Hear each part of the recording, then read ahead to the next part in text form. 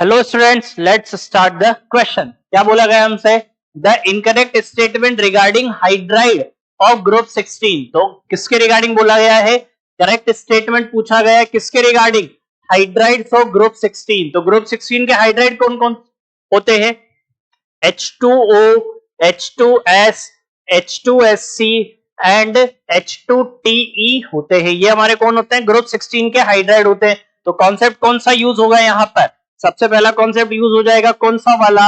Acidic strength का। कौन सा कॉन्सेप्ट यूज हो जाएगा हमारा? एसिडिक स्ट्रेंथ का कॉन्सेप्ट यूज होगा। देन सेकंड नंबर पर कौन सा कॉन्सेप्ट यूज हो जाएगा? बॉन्ड एनर्जी का कॉन्सेप्ट यूज होगा। कौन सा कॉन्सेप्ट यूज होगा हमारा? बॉन्ड एनर्जी का कॉन्सेप्ट यूज हो जाएगा। थर्ड नंबर पर हमारा कौन सा कॉन्सेप्ट यूज होगा? थर्मल स्टेबिलिटी का कॉन्सेप्ट यूज हो जाएगा। कौन सा कॉन्सेप्ट? थर्मल स्टेबिलिटी का कॉन्सेप्ट हमारा यूज हो जाएगा। अगर मैं फोर्थ कॉन्सेप्ट की बात करूं तो क्या हो जाएगा? रिड्यूसिंग बिहेवियर जो है उसका कॉन्सेप्ट यूज होगा। तो रिड्यूसिंग नेचर का हमारा क्या हो जाएगा? कॉन्सेप्ट इसमें यूज हो जाएगा। तो बात करें अगर हम किसकी, हमारे ए ऑप्शन की, the acidic character increases from H2O to H2TE।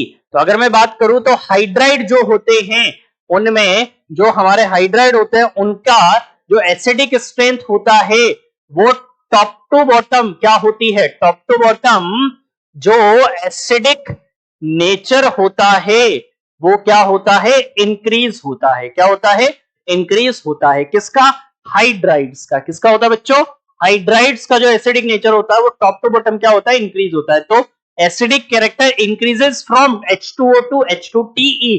तो ये ऑप्शन हमारा क्या हो गया? करेक्ट हो गया। देन अगर हम बात करें क्या, द बॉन्ड एनर्जी या bond dissociation enthalpy decreases down the group. तो अगर मैं बॉन्ड एंथैल्पी की बात करूं, किसकी बात करूं स्टूडेंट्स? मैं बॉन्ड एंथैल्पी की बात करूं। किसकी बात करूं मैं? Bond dissociation, bond dissociation enthalpy की बात करूं मैं, जिसको शॉर्ट पे हम क्या बोलते हैं? BDEB बोलते हैं। वो जो होता है वो इनवर्सली प्रोपोर्शनल होता है किसके? साइज के। मतलब साइज जितना बड़ा होगा बॉन्ड एनर्जी या बॉन्ड डिसोसिएशन एंथैल्पी क्या हो जाएगी? उतनी ही कम हो जाएगी। तो bond energy dissociation enthalpy decreases down the group. तो साइज जितना बड़ा होता जाएगा उतनी बॉन्ड डिसोसिएशन क्या होती जाएगी? कम। मतलब उस बॉन्ड को तोड़ना क्या होगा? आसान हो जाएगा। इसलिए ऑप्शन बी भी हमारा क्या हो जाएगा? करेक्ट हो जाएगा। Then the thermal stability of hydride decreases down the group. Thermal stability मतलब वही अगेन क्या हो गया कि हमने हीट किया तो हीट करने पर कौन सा बॉन्ड जल्दी ब्रेक हो जाएगा? जो बॉन्ड जल्दी ब्रेक हो जाएगा उसकी थर्मल स्टेबिलिटी क्या हो जाएगी? कम। जो बॉन्ड लेट ब्रेक होगा उसकी थर्मल स्टेबिलिटी क्या होगी? ज्यादा। तो अगेन ये भी किसके ऊपर बेस्ड है? बॉन्ड लेंथ के ऊपर ही बेस्ड है। तो इसका मतलब क्या हुआ कि ऑप्शन भी हमारा क्या हो गया? करेक्ट हो गया। Then the reducing character of hydride increases down the group. तो रिड्यूसिंग कैरेक्टर का मतलब क्या होता है कि कौन हाइड्रोजन जो है उसको क्या करेगा? रिमूव करेगा। कौन सबसे जल्दी हाइड्रोजन क्या करेगा? रिमूव करेगा। तो कौन हाइड्रोजन रिमूव करेगा सबसे जल्दी?